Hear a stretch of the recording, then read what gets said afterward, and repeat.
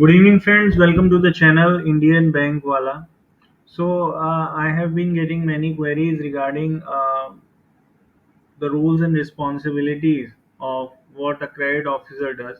So, this series is with respect to the Bank of India Credit Officer exam, which was recently held on 21st of August.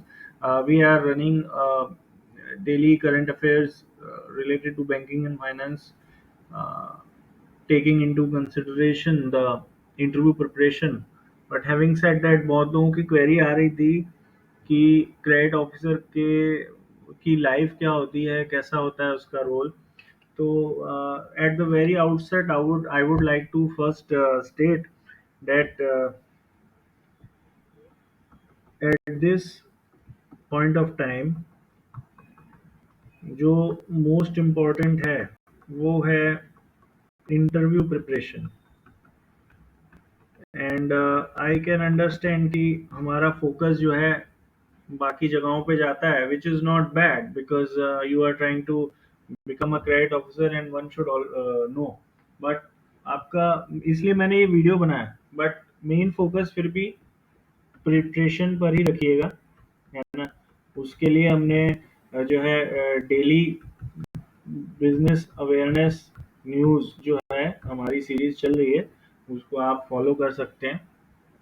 तो चलिए आगे बढ़ते हैं इस video के साथ. ये तो क्रेडिट ऑफिसर क्या करता है उससे पहले हमें जानना चाहिए कि बैंक क्या करता है, क्योंकि what exactly does a bank do. तो उसमें फिर हम जानेंगे कि क्रेडिट ऑफिसर का रोल क्या है. Role of a credit officer in bank. देखिए बैंक क्या करता है, दो काम करता है, सबको पता है. सबसे पहले तो टेक मनी, डिपॉजिट्स कहते हैं जिसको, एंड लेंड्स मनी. और जब मनी लेंड करता है तो उस पे ये इसको लोन्स कहते हैं, और फिर इंटरेस्ट के रूप में अर्न करता है. अब आप देखिए कि पैसा लेना यानी कि क्या काम हो गया. Current account, savings account, FD, इसके लिए बैंक के पास मार्केटिंग ऑफिसर्स भी हैं जिन्हें आजकल कासा ऑफिसर कहा जाता है. CASA. CASA means current account saving account. CASA officer. तो ये लोग जाते हैं बड़े बड़े क्लाइंट्स के पास, बड़े बड़े ऑफिसेज में जहाँ से डिपॉजिट मिल सकता है.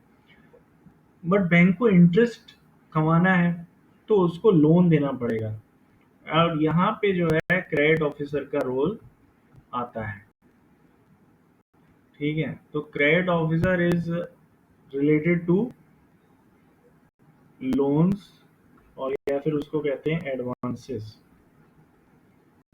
ठीक है, अब लेकिन ये रोल कैसा है, क्या है, उसको हम समझते हैं. Next slide.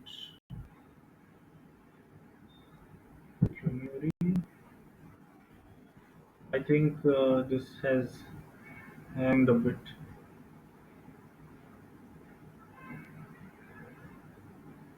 One second, guys.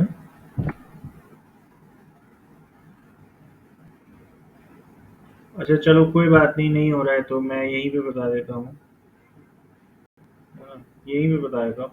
देखो क्रेडिट ऑफिसर का काम क्या हो गया अब, लोन्स के रिलेटेड. अब लोन्स में क्या होता है, बहुत सारी चीजें होती हैं, है ना. जैसे कि आप किसी को लोन देते हो तो इंस्पेक्शन करते हो. ठीक है, आपने किसी फैक्ट्री को लोन देना है, उसकी फैक्ट्री का यूनिट देखोगे, है ना, उसका इंस्पेक्शन करोगे, तो इंस्पेक्शन कौन करेगा. मैनेजर भी करेगा, क्रेडिट ऑफिसर भी करेगा. ठीक है, आपने लोन देने से पहले उसके कागज देखते हो. कागज देखते हो मतलब उसका आईटीआर देखते हो, उसका सिविल चेक करते हो, प्रॉपर्टी जो मॉर्गेज करनी है उसके पेपर्स देखते हो. ये लो, आ गया. तो मैं क्या कह रहा था, किसी को आप लोन देते हो तो उसका इंस्पेक्शन करते हो. तो इंस्पेक्शन करेगा क्रेडिट ऑफिसर. दूसरा क्या करेगा, आप उसके डॉक्यूमेंट्स वेरीफाई करोगे, है ना? वेरीफाई इन द सेंस आप नहीं कर सकते हर चीज़ verify, but you will get it verified. Bank के पास एजेंट्स होते हैं, थर्ड पार्टी एजेंट्स होते हैं जो आईटीआर को वेरीफाई करते हैं, जो एड्रेस को वेरीफाई करते हैं, जो इनकम प्रूफ को वेरीफाई करते हैं, बिजनेस प्रूफ को वेरीफाई करते हैं, और वो रिपोर्ट जो है उनको उनका लाइजनिंग जो है क्रेडिट ऑफिसर करता है। उसके बाद क्या है, आप जो प्रॉपर्टी मॉर्गेज करा रहे हो उसका जो है वैल्यूएशन होता है। वैल्यूएशन के लिए वैल्यूअर्स होते हैं, उनके साथ आपको स्पेंड करना पड़ता है टाइम, लाइजनिंग करनी पड़ती है, एडवोकेट्स के साथ आपको प्रॉपर्टी की सर्च देखनी पड़ती है ना? So there are many many things, these all things happen before you give a loan, है ना? और इसके साथ और भी बहुत सारे काम होते हैं। अभी आप देखो, जब आपने लोन दे दिया तो उसके बाद आप जो है फिर से इंस्पेक्शन करते हो कि भाई जिस काम के लिए पैसा दिया था वो काम हुआ कि नहीं हुआ, वो माल आया कि नहीं आया। फिर आप अगर अकाउंट जो है खराब हो रहा होता है, 2-3 महीने से पैसे नहीं आते, 1 महीने से, तो आप फिर से इंस्पेक्शन करते हो, उसे कहते हैं मॉनिटरिंग। मॉनिटरिंग का पार्ट हो जाता है, तो मॉनिटरिंग भी आपको करनी पड़ती है। फिर आप जो है इसके अलावा क्या करते हो, जैसे लोन कोई खराब हो रहा है तो उसको आप जो है जाकर उसमें जो भी लीगल नोटिसेस वगैरह हैं, है ना? Legal notices, SARFAESI, DRT suit file, etcetera, तो ये सब भी आपको करना पड़ता है। इसके लिए क्या है, आपको एडवोकेट्स के साथ लाइजनिंग करनी पड़ती है, लोक अदालत्स होती हैं, उसमें आपको काम करना पड़ता है, मतलब आपको जाना पड़ता है, नोटिसेस इशू करने पड़ते हैं, है ना? तो ये सब चीज़ें होती हैं जो एक क्रेडिट ऑफिसर काम करता है। क्रेडिट ऑफिसर का काम सिर्फ इतना नहीं है कि लोन देना, लोन देने के लिए और लोन देने के बाद जो मॉनिटरिंग है उसमें बहुत काम होता है। एंड मैं आपको बताऊं कि ये बहुत ही एक रिवॉर्डिंग जॉब है। रिवॉर्डिंग, रिवॉर्डिंग क्यों बोलूँगा मैं? क्योंकि आपके पास जो है बहुत चीज़ों का एक्सपीरियंस होता है आपको। आपको ना केवल फाइनेंशियल्स एनालाइज़ करने आते हैं, जब आप लोन देते हो तो आईटीआर देखते हो ना, बैलेंस शीट देखते हो आप, तो अभी टेस्ट में आपने यही दिया देखा है, financials. It is not just about financials, it is about SARFAESI, DRT, लोक अदालत, इंस्पेक्शन, वैल्यूएशन, डॉक्यूमेंटेशन। तो इतनी चीज़ें होती हैं, और सबसे बड़ी बात, अगर आप ये सब चीज़ें नहीं भी देखो, आप सिर्फ फाइनेंशियल्स ही देखो, देन ऑल्सो आपके पास हर प्रपोजल एक नई इंडस्ट्री का होता है। और नई इंडस्ट्री का मतलब नया सेक्टर, नई इंडस्ट्री, नई नॉलेज। भाई आप अगर लोन दे रहे हो किसी कॉटन इंडस्ट्री को, तो आपको पता है कॉटन कैसे कॉटन में कितना प्रॉफिट है, कॉटन के लिए कहाँ से माल आता है, कहाँ जाता है, ऑल इनबाउंड आउटबाउंड लॉजिस्टिक्स, आपको बहुत सारी नॉलेज होती है। अब ये नहीं है कि आप नॉलेज का क्या करोगे, कोई कह सकता है। अरे नॉलेज इज गुड, आपको काम आता है, पता रहता है आपको समाज के बारे में, हर चीज कैसे काम करती है, बिजनेस कैसे चलते हैं, राइट? तो इस हिसाब से नॉलेज के हिसाब से भी बहुत रिवॉर्डिंग है।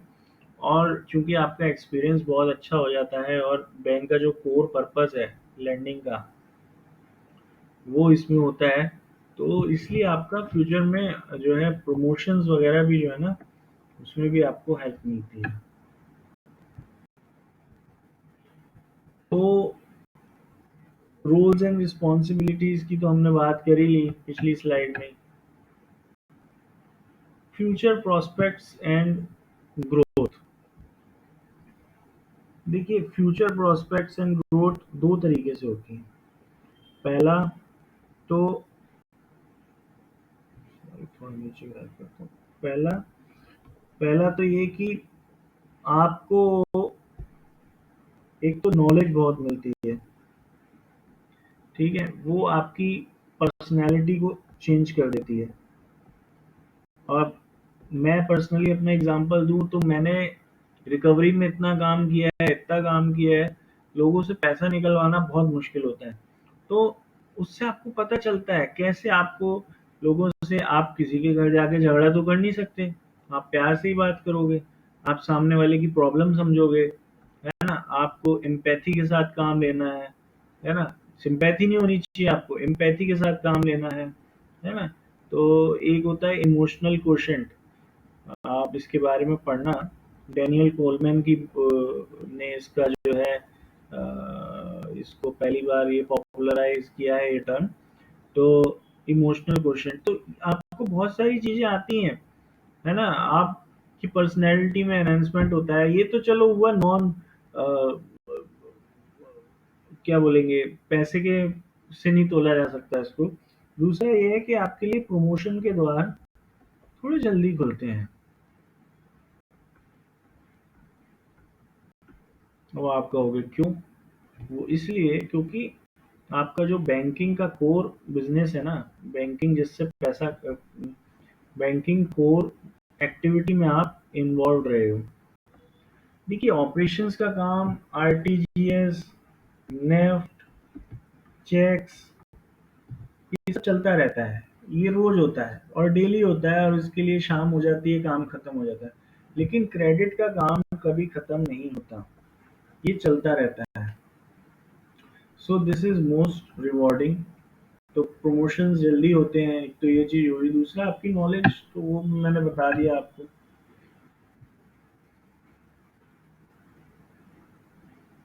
अभी कुछ लोग पूछते हैं कि वर्क लाइफ बैलेंस कैसा रहता है। देखो, वर्क लाइफ बैलेंस का जहाँ तक सवाल है, 9-10 घंटे की नौकरी है यार, और सीरियसली करनी पड़ती है। इसमें आपको कुछ ऐसा नहीं है कि आप खाली बैठे हो, है ना? तो बिल्कुल आपको टू द टोज रहना पड़ता है। और बैंक में क्या है, it is about transactions, money, so you have to be active. आपको अपने कान और आँख जो है खोल के काम करना पड़ता है, क्योंकि कुछ कस्टमर्स ऐसे भी होते हैं जो आपको चीट करने की मंशा से आते हैं। हो सकता है ना ऐसा, आपको नहीं पता। इसलिए आपको हमेशा अलर्ट रहना चाहिए। और यही सब है इसमें। आप 10 बजे जाओगे, 8 बजे आओगे, शहर की ब्रांच में हो तो वही वही हर जगह वही हाल है, चाहे प्राइवेट में करो चाहे गवर्नमेंट में करो, है ना? ये क्या हो गया भाई?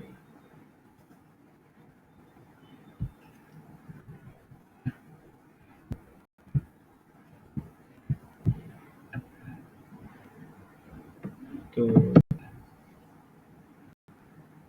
वर्क लाइफ बैलेंस के बारे में मैं बता रहा था कि not bad, not good, it is all about perception. एक चीज याद रखना, ये जिस जॉब की आप तैयारी कर रहे हो ना, बहुत लोगों को ये नसीब नहीं होता। इसलिए मुझे मुझे पर्सनली बिल्कुल अच्छा नहीं लगता जब लोग आके ये सोचते हैं कि यार बैंक में इतना काम है, बैंक में इतना काम है। ठीक है, बैंक में काम ज़्यादा है, और अब हम लोग, मैं तो ये कहूँगा, अंडर पेड भी हैं, ठीक है? लेकिन आप ये देखो ना पॉजिटिव साइड, कि बहुत से लोगों को ये जॉब भी नहीं नसीब होता है ना? मैं कई लोगों को जानता हूँ जो ऑलमोस्ट, इट्स बीन 4 इयर्स, वो लोग ट्राई कर रहे हैं, और कभी उस टाइम पे 4-5 मार्क्स से रह जाया करते थे, आज 1-2 मार्क्स से रह जाते हैं। लेकिन उनका सिलेक्शन हो नहीं रहा है अभी भी।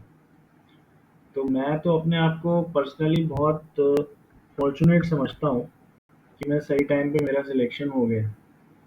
तो आप भी जो है इसी तरह से लाइफ को देखिए। क्या है ना कि जो मिलता है वो उसको एक्सेप्ट कर लेना चाहिए। तो जहाँ तक वर्क लाइफ बैलेंस की बात है, कि वर्क लाइफ बैलेंस इतना खराब नहीं है, अच्छा ही है। और सैलरी एंड पर्क्स के बारे में तो देखो, आप लोगों को पता ही है, ये सबको पता होता है सैलरी क्या है ना? और पर्क्स भी आपको पता है, थोड़ा बहुत पेट्रोल मिलता है, न्यूज़पेपर अलाउंस, हाउसिंग, रेंट वगैरह जो भी है, तो वो सब मिलता है। बाकी इन सब चीज़ों पे कम ध्यान देकर इस पे दिया जाए कि अभी हमारा इंटरव्यू है, तो इंटरव्यू की तैयारी पे हमारा जो है मेन फोकस होना चाहिए। ठीक है?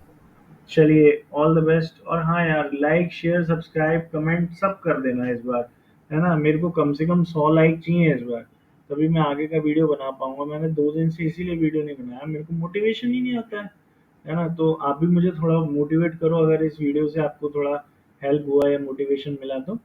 ठीक है, चलिए, ऑल द बेस्ट।